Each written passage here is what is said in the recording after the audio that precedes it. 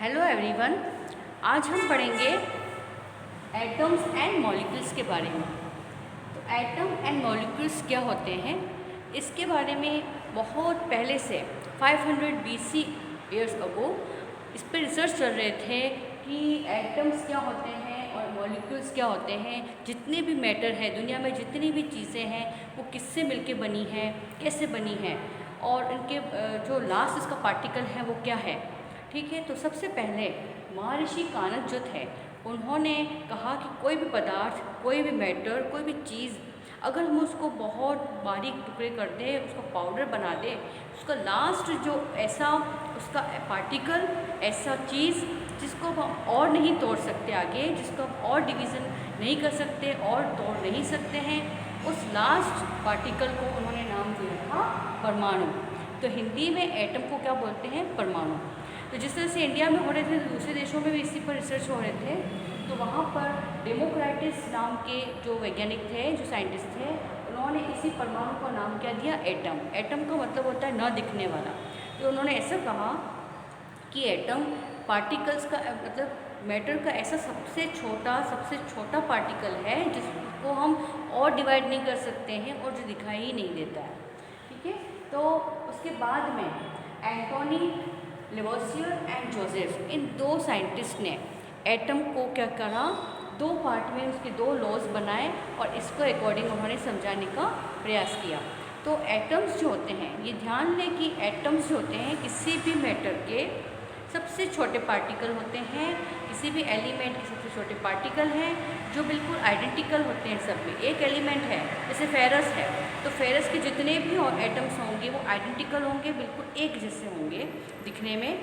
ठीक है, और ये केमिकल कॉम्बिनेशंस करते हैं और किस तरह से कंबाइन होते हैं, ये सब चीज़ें इसमें लॉज में बताई गई। तो आप देखेंगे कि इन्होंने जो दो लॉज बनाए थे, फर्स्ट लॉ था law of conservation of mass और सेकेंड लॉ था लॉ ऑफ कांस्टेंट प्रोपोर्शन। इस लॉ में जैसे फर्स्ट लॉ समझाती हूँ मैं, law of conservation of mass. Mass means weight. कोई भी एटम जब किसी भी दूसरे एलिमेंट के एटम से रिएक्शन करता है, जब केमिकल कॉम्बिनेशन होता है उसमें, तो उसमें क्या होता है, वेट में कोई चेंज नहीं होता है, यानी कि उसका जो वे होता है वो सेम रहता है। कैसे समझाया उन्होंने कि जैसे कि मान लो कि कॉनिकल फ्लास्क लिया, क्या देखिए कॉनिकल फ्लास्क लिया, उसमें मतलब अपने दो अलग अलग टाइप के केमिकल्स लिए। इन्होंने फर्स्ट जो केमिकल लिया जिसको पानी में घोल करके उन्होंने सोडियम बाइकार्बोनेट का एक सॉल्यूशन लिया, उसको इस फ्लास्क में रख दिया। फिर उन्होंने थोड़ा सा कॉपर सल्फेट का सॉल्यूशन लिया जिसको उन्होंने इस तरह से टेस्ट ट्यूब पे रख दिया। ठीक है, अब ये इन्होंने क्या किया कि दोनों फ्लास्क और ये पूरा जो एपरेटस है, उस एपरेटस को उन्होंने क्या किया, पहले वे कर दिया, उसका वे कितना आया वो नोट कर दिया। उसके बाद में क्या किया कि ये जो कॉपर सल्फेट का जो सॉल्यूशन इसमें भरा हुआ है, इसके धागे से जुड़ा हुआ है इस बॉक्स से और पूरा बंद है। तो अब क्या किया, थोड़ा सा इसे झुकाया तो क्या हो गया, कॉपर सल्फेट इस सॉल्यूशन पे सोडियम बाइकार्बोनेट में मिल गया। अब दोनों में रिएक्शन होगी, sodium carbonate and copper sulphate में। रिएक्शन के बाद नए केमिकल्स बनेंगे, जो नए प्रोडक्ट्स बनेंगे। उसके बाद में उन्होंने वापस वे किया इसी फ्लास्क को, क्योंकि आपको मालूम है अगर गैस भी बनेगी तो इस कॉर्क से बाहर नहीं जा सकेगी। अब जो भी इसमें रिएक्शन हुई उसके बाद में वापस से उसको वे किया गया। वे करने के बाद पता लगा कि इसके अंदर कॉम्बिनेशन जो हुआ, केमिकल कॉम्बिनेशन हुआ, उसके बाद भी उसका मास जो था यानी उसका वेट जो था वो सेम था। क्या समझे आप कि केमिकल रिएक्शन के पहले भी वेट वही होता है और केमिकल रिएक्शन के बाद भी वेट वही होता है। तो इसका जो कंजर्वेशन ऑफ मास का जो बताते हैं डेफिनेशन वो क्या है, मास कैन नीदर बी क्रिएटेड, ना तो मास को बनाया जा सकता है ना ही डिस्ट्रॉयड किया जा सकता है। ठीक है, मास हमेशा वैसा का वैसा बना रहता है। इसका एटम्स का, जितने भी एटम्स उस कॉम्बिनेशन में पार्ट कर रहे हैं और उसके पहले कॉम्बिनेशन के पहले भी और उसके बाद भी उसका मास हमेशा सेम रहता है। ये लॉ ऑफ कंजर्वेशन का है। सेकेंड है law of constant proportion. Constant proportion का मतलब ये है कि जब भी कोई केमिकल कॉम्बिनेशंस होते हैं तो क्या होता है कि उसके अंदर उसका जो प्रोपोर्शंस जो होते हैं वो कांस्टेंट रहते हैं। कैसे?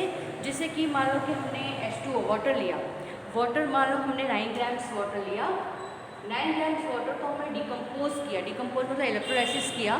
तो डिकम्पोज होने के बाद हम देखेंगे कि 1 ग्राम क्या बनती है हाइड्रोजन और 8 ग्राम क्या बनती है ऑक्सीजन। तो ये देखेंगे आप कि 1 ग्राम ही हमेशा हाइड्रोजन का रहता है और 8 ग्राम ऑक्सीजन रहती है। चाहे 9 ग्राम की बजाय आप 18 ग्राम से ले लें तो भी उसका रेशो जो आएगा, प्रोपोर्शन जो आएगा वो 1:8 ही आएगा। हमेशा ये H2O जब डिकम्पोज होगी तो 1:8 रेशो में होगी। चाहे आप 9 ग्राम्स ले लो, चाहे 18 ग्राम्स ले लो, कोई भी इसकी वैल्यू ले लो। इसके बाद में NH3 जैसे है, अमोनिया है, अमोनिया का आप देखेंगे अगर डिकम्पोज करेंगे तो इसमें 40:3 का ही रेशो रहता है। ठीक है, तो इस तरह से उन्होंने बताया कि एलिमेंट हमेशा एक डेफिनेट प्रोपोर्शन में ही प्रेजेंट रहते हैं किसी भी केमिकल रिएक्शन में, और जो कंपाउंड बनाते हैं, जैसे दो एलिमेंट अभी देखे ना हमने कि हाइड्रोजन और ऑक्सीजन दोनों मिले और H2O बनाया, तो H2O जब बनाएंगे या फिर हाइड्रोजन NH3 के साथ मिलकर के बनाता है, हाइड्रोजन NH3 के साथ NH3 बनाता है, तो नाइट्रोजन और हाइड्रोजन मिलकर NH3 बना, तो इसका प्रोपोर्शन क्या रहता है, हाइड्रोजन एक डेफिनेट प्रोपोर्शन में ही रिएक्शन करता है। ठीक है, हाइड्रोजन का एक पार्ट रिएक्शन करेगा ऑक्सीजन के 8 पार्ट से। इसी तरह से नाइट्रोजन में, अमोनिया में आप देखेंगे कि इसमें 3 पार्ट्स ऑफ क्या है हाइड्रोजन है और 14 पार्ट्स ऑफ नाइट्रोजन। इस तरह से इसके डेफिनेट प्रोपोर्शन रहते हैं, इसको हम बोलते हैं लॉ ऑफ कांस्टेंट प्रोपोर्शन। तो ये दोनों लॉ के बाद में अब आपको बताऊंगी कि एटम्स के बारे में जो थ्योरी दी थी डाल्टन ने वो क्या है और वो किस तरह से आगे बताई गई है। Thank you.